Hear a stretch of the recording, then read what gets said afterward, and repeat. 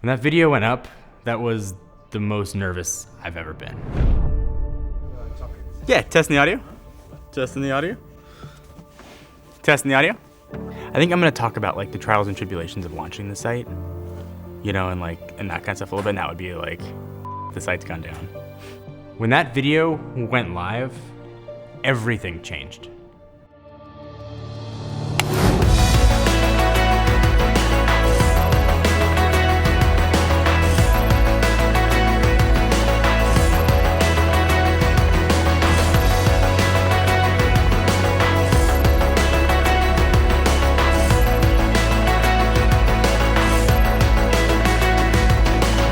So this has been a big year for me and the company professionally, perhaps the biggest year that I've ever had when it comes to changes. It's been almost exactly a year to the day since I sold TechnoBuffalo. And in that time frame, we've made a lot of changes. We've gotten a lot of questions about why we do things. I thought it was kind of a perfect time to look back on 1 year after the sale, talk a little bit about how things have changed, what the future is gonna bring. But the time has come for me to focus on what my first love has always been. And my first love has always been video. So effective today, I'm actually handing the reins of TechnoBuffalo.com over to the very capable hands at Mobile Nations. So I've talked about this in the past. For those of you that don't know, I decided to sell TechnoBuffalo, the website, to Mobile Nations a year ago. I was tired. I was beaten down. I wasn't happy to go into work anymore. And as really luck would have it, ended up being really serendipitous. All this was happening around the time of the iPhone XR. And when that iPhone XR review went up, it wasn't a very positive review. And I talked to my friend John Morrison about his experiences, and we decided to collab on a video to talk about his experience with the XR, which were different. So that brought me to his company, to Sunsquare Medias, to the studio spaces here, and we sat and talked. We just went to a restaurant and had lunch, and I unloaded everything that was going on in my life. They called me that night and they're like, why don't you come here?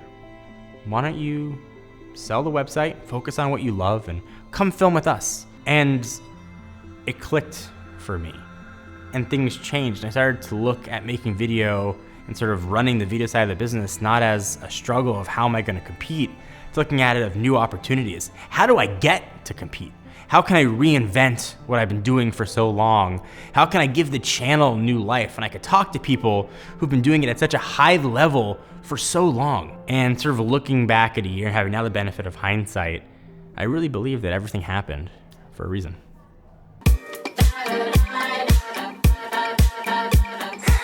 So you might notice that this looks a little familiar. Despite not being a gaming channel here, all of that is gaming focused. This is Kevin Kenson's main set. So if you look at our videos now, things obviously are different than they were a year ago. We're taking a more narrative, story-driven approach to pretty much every video that we make. I'm not regurgitating specs. They're less spec-driven when we do reviews. I'm trying to tell a story and kind of weave personal experiences into the topic. So now that we've been a year in, there are two questions that kind of rise to the surface that I get really more than anyone. Why are you covering Apple so much? And what's up with the title and thumbnails changing a ton of times in the first couple hours or days that a video goes live? So I'll talk about the Apple thing first. Since we moved to sort of working here with Sunsquared, we've taken a more algorithmic approach to videos.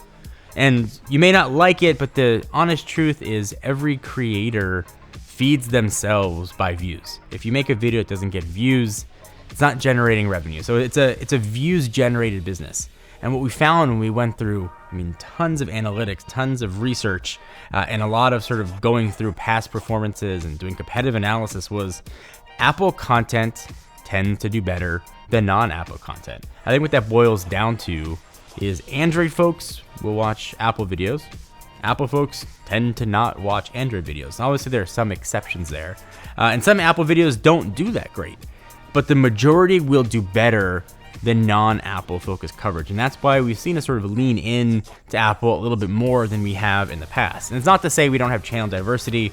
We plan on diversifying a lot more moving into 2020. But that's why for the past 8 to 12 months, you've seen a majority of content have something to do with Apple. And the question about title and thumbnail changes is interesting. When a video first goes up, you have an opportunity to sort of change it and tweak things. YouTube is pushing it out. So if you start to see in your real-time viewer that views aren't as high as they ordinarily are, you can tweak that title and thumbnail. And that's why it's an A and B challenge. It's which one's gonna be better when a video goes up. We launch what we think is gonna be the best, but oftentimes the ones that we like the most are not the ones that YouTube tends to like the most. So that's why we make those changes. It's not like a nefarious thing to get more likes on videos. It's really just to help get the view count up, to get the video in front of more people, to give the videos the best chance for success.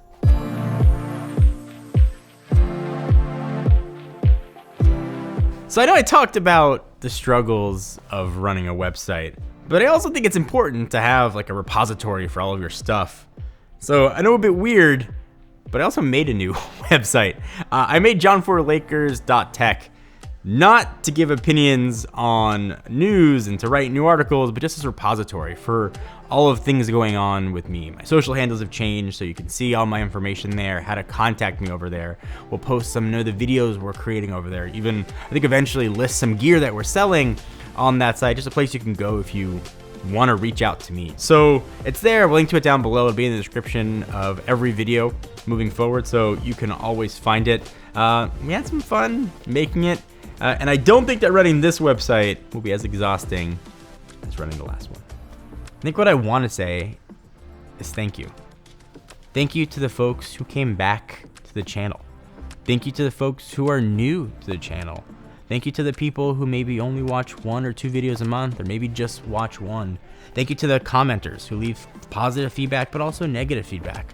Thank you to anybody who interacted with me in the past on social media. And most importantly, over the past year, thank you for your patience as I struggled to find my voice again and find who I wanted to be and how I wanted to fit in to the tech space.